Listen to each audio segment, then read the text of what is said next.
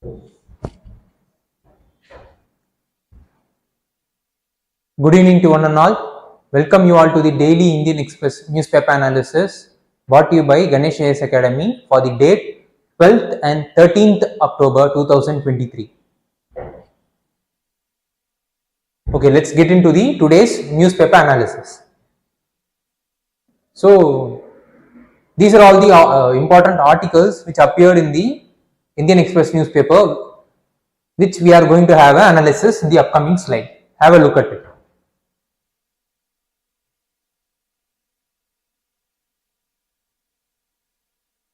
Okay, let's get into the today's newspaper analysis. The first news is Indian and Palestinian over the years.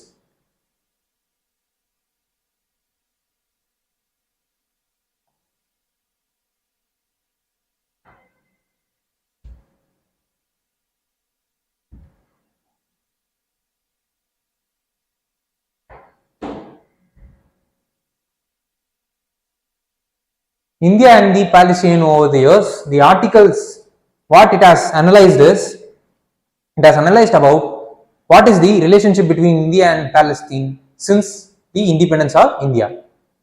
Initially, during 1947, when the resolution has been moved in the UN to demarcate the territory which is now occupied by Israel, during that period, India voted against the demarcation or the dividing the land into two halves, one half for the Israel, another half for Palestinian.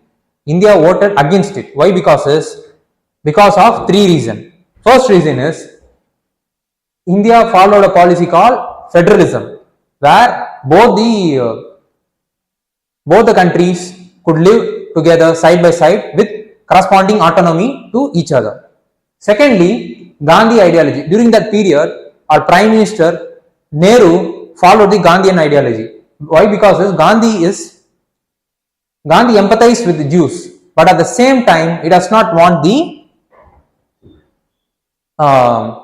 Palestinian people to get out of their own land which they belong. Thirdly, the issue that arises because the issues that related to the land arise because of the British imperialism. So India is one of the ardent opposition for the British imperialism. So these are all the reason Nehru quoted while opposing the resolution which was passed in the UN after 1947 to divide the country into two halves, for one for Israel, another for Palestinian. And after the Israel came to existence, India supported Palestine only. Why? Because of sizable Muslim population in our own country. Because the Palestinians are mostly from the Arab origin. So because of the influence as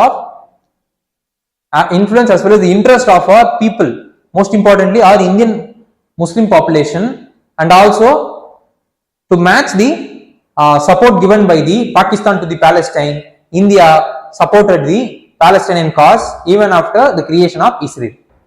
And then India, even though India recognized the Israel during 1950s, it established a diplomatic relationship after 1992 only, because of the previous two reasons. Because of the Indian Muslim population is oriented towards the Palestinian cause. Secondly, the Pakistan support to the Palestinians. And thirdly, India, even though India maintained a non-alignment policy during the Cold War period, our policy was slightly tilted towards the Soviet. The Soviets gave full support to the Palestinian. Because of our support to the Soviet, our policy was oriented towards Palestinian causes. So these are all the three causes because of which India's policies has been tilted towards Palestinian till 1992. But after the establishment of diplomatic relationship with Israel in 1992, the relationship between India, Israel and Palestine has made a huge turn.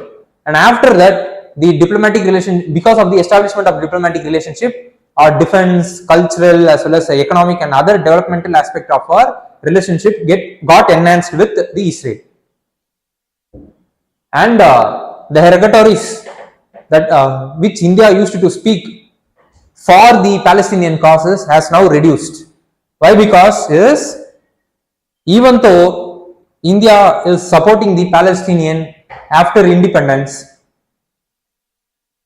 it does not yield any kind of dividend for our India's own national interest. Why? Because even though if we are supporting the Palestinian government are supporting the Pakistan cause for the Jammu Kashmir.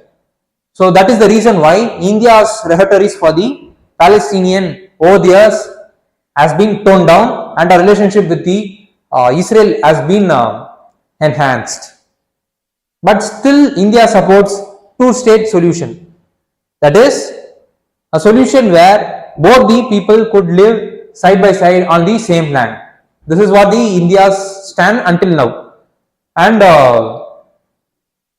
India does not need to worry the backlash that it may create by establishing the ties with the Israel. Why? Because after globalization, because of the interconnectedness of the global countries in terms of trade as well as other economic opportunities, the economic as well as the developmental aspect of the countries are become more important than the religion as well as the other causes. So that is the reason why even if we are having a good relationship with Israel, means the other Arab countries, those who are supporting the Palestinian, will not have any kind of negative impact on India because of their closeness in terms of economic relationship with India. So this is what the historical aspect in relation to the India's cause with Palestinian. And how the news is related to the examination is, under prelims, it is related to current events of national and international importance. Similarly, under mains, it is related to effect of policies and politics of developed and developing countries on India's interest and Indian diaspora. Okay, let's discuss about why the Gaza Strip is called as open air prison by the Westerners. Since 2007, after the Hamas came to the power, Israel permanently made a blockade to the Gaza Strip, so that the important fuels, fodders which is going through the Israel to Gaza Strip has been reduced, as a result of which since 2007 until now, because of the blockade, the inflation as well as other negative fallout of the blockade also began to take place in the Gaza Strip. And during 1967 to 2005, the strip has been under the control of Israel military. Why? Because after 6 days wars which took place during 1967, the 6 days wars acted as decisive battle to capture the Gaza Strip. After the 6-day war, Israel won the 6-day war, as a result of which the Gaza Strip fall in the hand of Israel. Previously, it was with Egypt, and between 2005 to 2007, a temporary blockade was made. But after 2007, a permanent blockade was made because of the capture of the power by Hamas.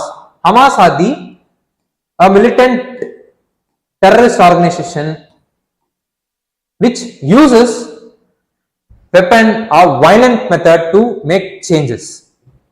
So, which is against the democratic nature of the country. That is the reason why India vehemently opposing the Hamas cause, which is the terrorist organization, and India is vehemently opposing any incidents that is caused by the terrorist organizations.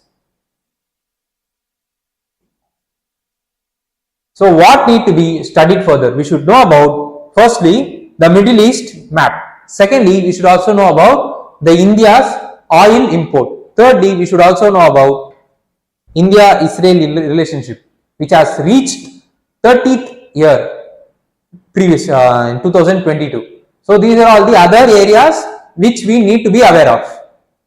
So this is what the analysis in relation to the India-Palestinian relationship over the years since the independence, and why the Gaza Strip has called as the open air prison by the Westerners and as well as other countries. Because of the blockade, the and the blockade and the others, the surrounding region being controlled by the Israel as well as the supporters of the Israel.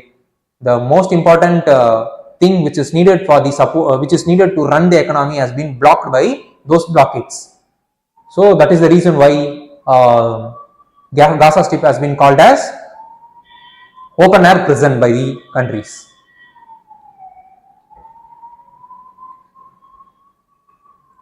It's not just lifestyle. The article is related to the high blood pressure and the negative fallout that has been happening because of the high blood pressure.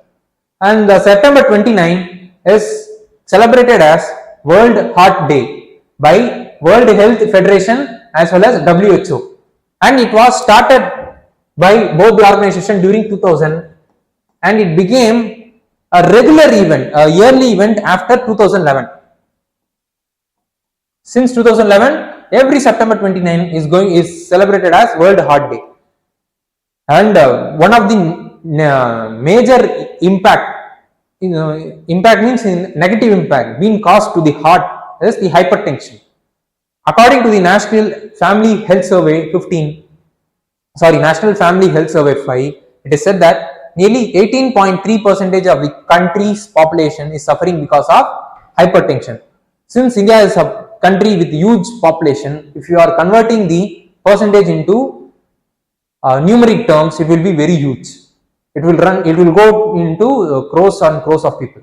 And during 2017 and 18, the National NCD Monitoring Survey, which is conducted by ICMR, has said that nearly 28.5% of the people, those who are belonging to 18 to 69 age group, have been affected by the hypertension because of low level of awareness in relation to the negative fallout of the hypertension, and low level of awareness in relation to the treatment for the hypertension, and low level of control for the hypertension in the health sector by the state as well as the private organization. And what the monitoring survey observed is that nearly 28% of the people have been affected by the hypertension between 18 to 69 age group.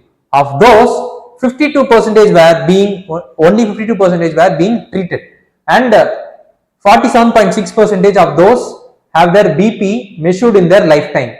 In that, women are the major chunk of population whose BP have been measured at least once because of their antenatal checkups.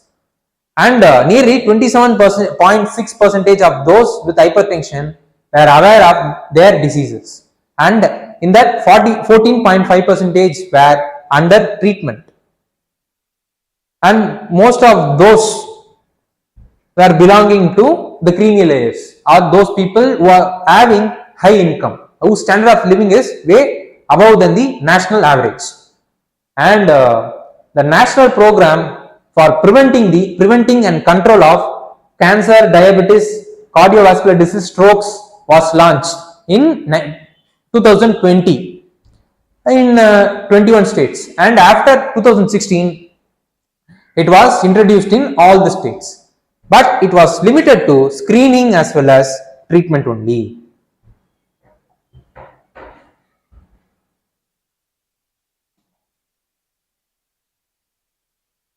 During 2018 Astana Declaration on Universal Health Care and Sustainable Development Goal, it reaffirmed the commitment to primary health care approach.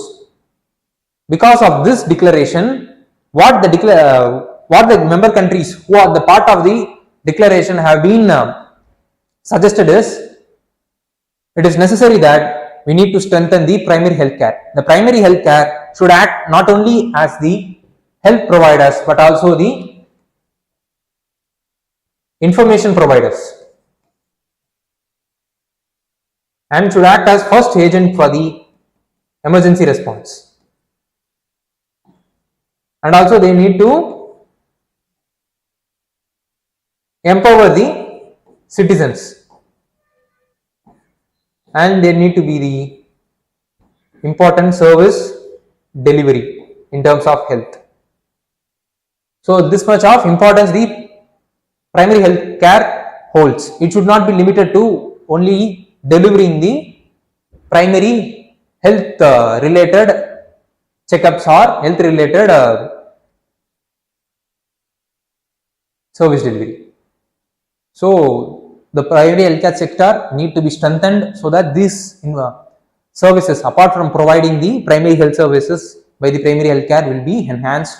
So which in turn will be having a huge impact on the urban as well as the rural people. And then approach for preventing as well as reducing the hypertension need to change from risk factor approach to socioeconomic causes. Why? Because most of the hypertension as well as blood pressure related risk factors have been associated with lifestyle, not with the socioeconomic causes. The lifestyles of the person is not by choice, it is because of the compromise. The compromise happens because of the lower socioeconomic strata of the people.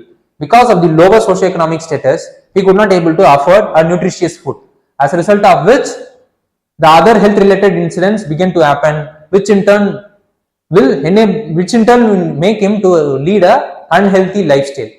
This will act as a factor for the hypertension, which in turn will be leading to cardiovascular diseases. So the treatment approach should be changed from risk factor approach to socio-economic approach, which will be taking into account the overall environmental aspects. So how the news is related to examination is, under prelims the news is related to general science. Similarly, under mains it is related to awareness in the field of IT, space, computers, robotics, nanotechnology, biotechnology, and issues relating to IPR. So this is what the news has been linked with the syllabus. So let's discuss about the blood pressure. It is the amount of pressure our blood uses to get through the artery. From the artery, it will be reaching through the every organs of the body. And high BP is called as silent killer because it has the potential to create huge amount of damage to the internal organs of the body without creating any kind of symptoms. And it is measured by using systolic blood pressure as well as the diastolic blood pressure. The systolic blood pressure is the amount of pressure being created in the artery when the heart beats, and the diastolic blood pressure is the amount of pressure being created in the artery when the heart is rest, that is in between the two heartbeats.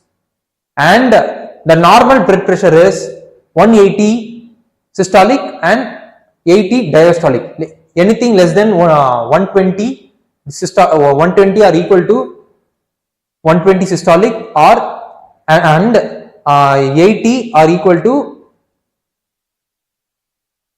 80 diastolic blood pressure is considered as normal blood pressure. Anything above than that is considered as abnormal, which will be leading to a health effect like nose bleeding, headaches, chest pain, blood in the urine, shortness of breath, vomiting, palpitations, dizziness, blurry visions. So these are all the symptoms.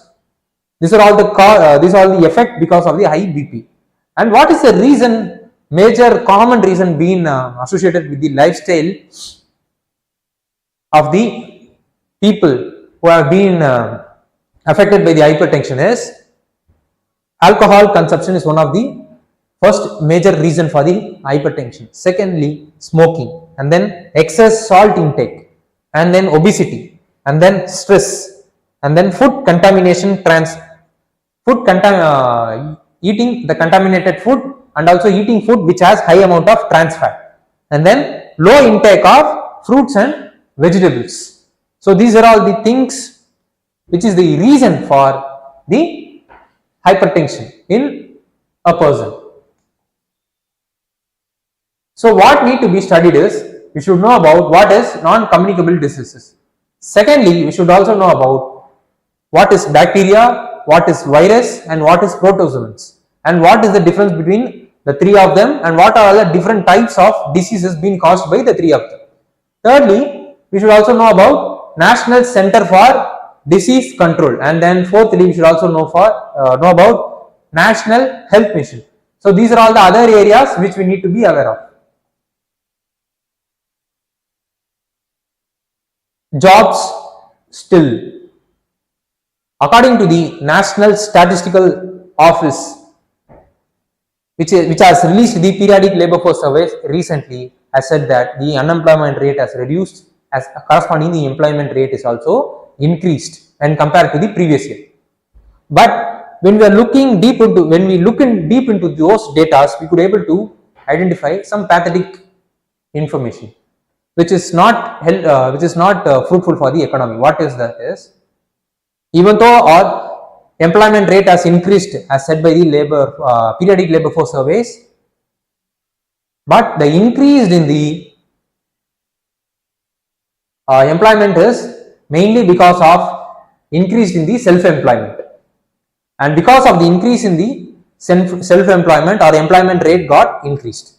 Secondly, there has been fall in the salaried or regular wage across the sectors, and then during the pandemic it has disrupted the economy as well as financial aspect of the society, and then it has made the people to get back to their villages, that is reverse migration.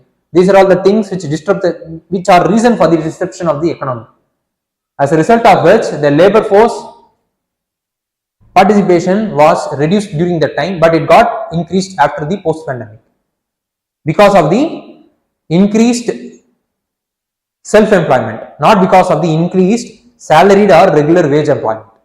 And in that increased self-employment, women saw the female participation is very huge when compared to the male population, both in terms of rural as well as urban areas. And in terms of rural areas, the female self-employment participation is very high, that is from 24.6% to 41.1%. We could able to see that nearly 17% it has jumped in terms of self-employment in rural areas, particularly for women category. And then work under Narega is also on rise. So we could able to see that the quality aspect of the job has been deteriorating, and the quantity aspect, and the hindsight, we could able to see that the employment rate has got increased, but it has not got increased because of the qualitative aspect,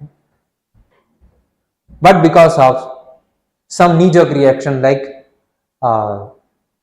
doing some engaging in the Narega activities, as well as doing some manual family labor without any kind of payment. These are all the things which has increased the numbers in relation to the employment.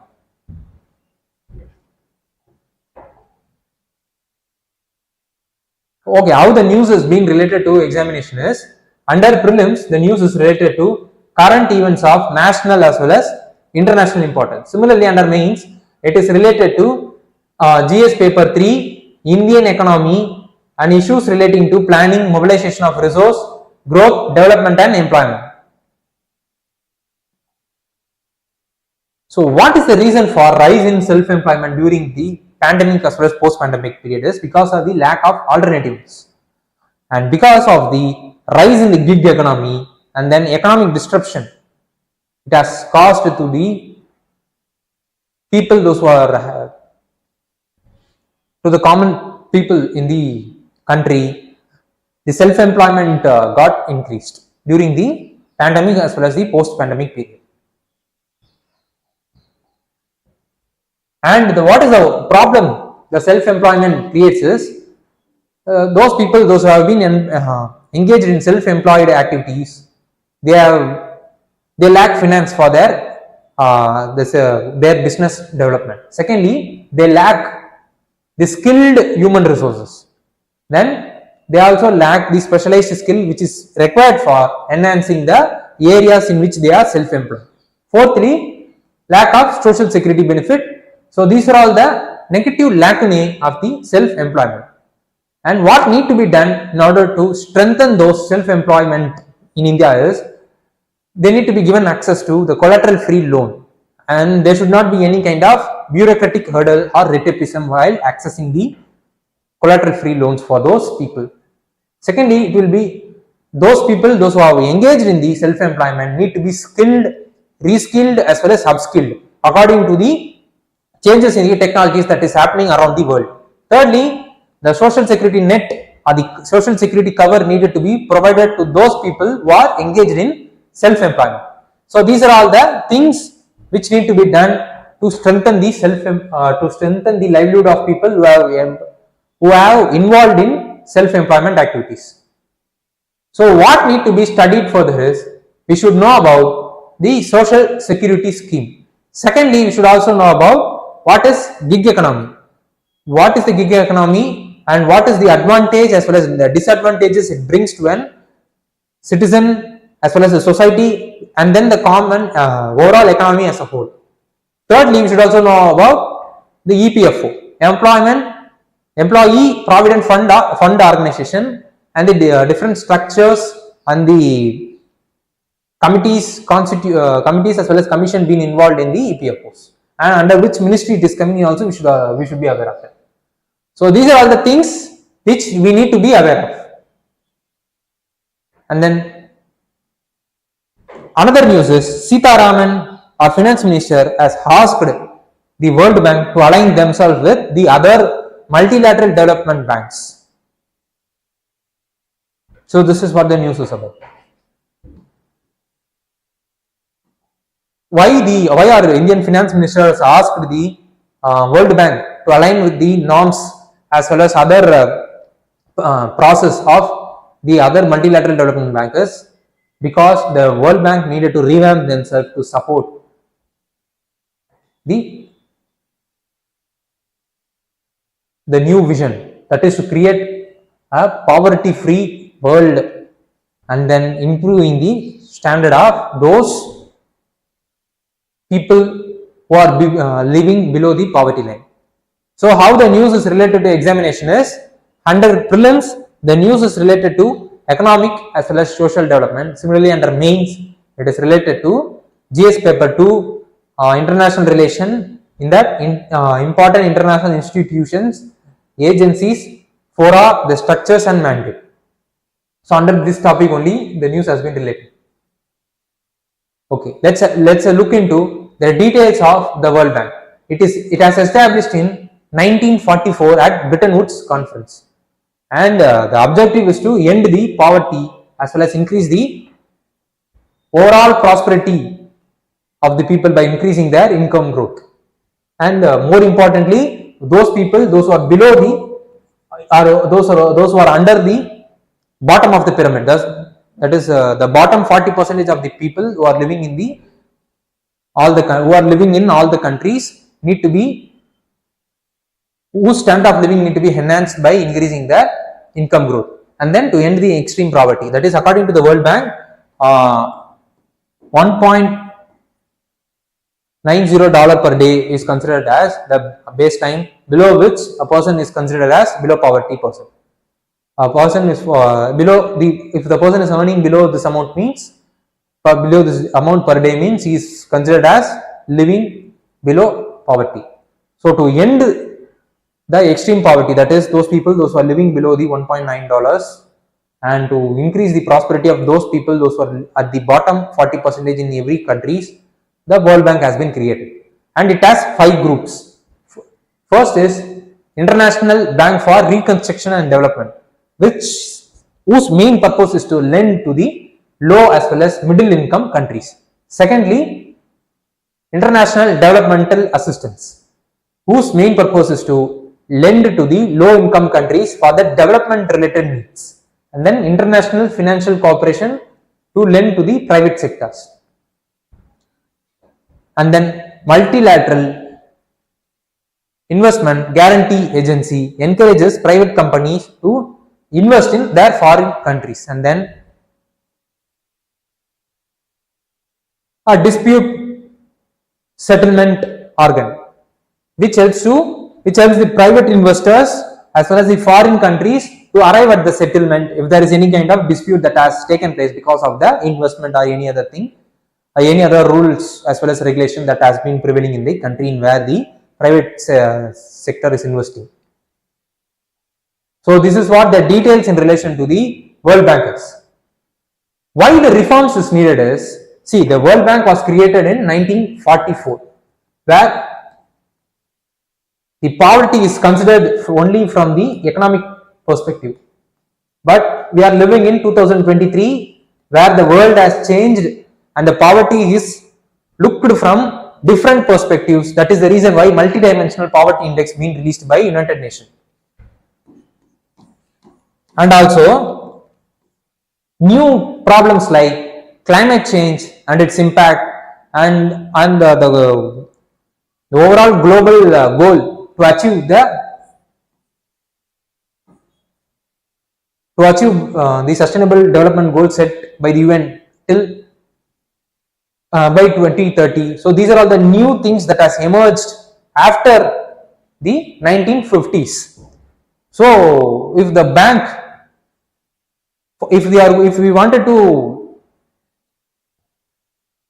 achieve those sustainable development goals and also the climate related goals which each and every country has committed to the United Nations framework for Convention on Climate Change, there need to be huge amount of investment need to be made. These kind of investment will be provided by bank, and it is not the national bank, it is the international bank that need to provide the investment to help those countries to achieve those the climate related targets, the sustainable goal targets, as well as to reduce their poverty related targets.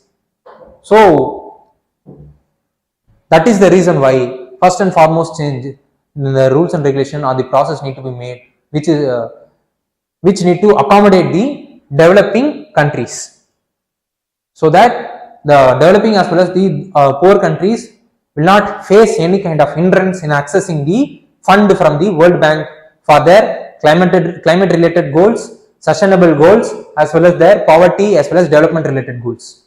And then the private investment. World Bank mostly depends upon the governments only, international governments only. So the private investments should also be mobilized to enhance the funding capacity of the World Bank, which is very helpful for the global country to reach their goals in terms of climate change as well as sustainable development as well as the poverty related goals. And then the innovation in the fund being mobilized by the World Bank need to be enhanced, like in the case of providing green bonds, like this. Other innovative steps need to be made by the World Bank, so that the fund from the different aspects will be mobilized, which in turn will be helpful for the overall growth of the global countries. So that is the reason why the global south countries, that is the developing as well as the underdeveloped and poverty countries, are they are desperate to have a reform in the World Bank. In that, India is one of the important player is demanding for the reform in the World Bank.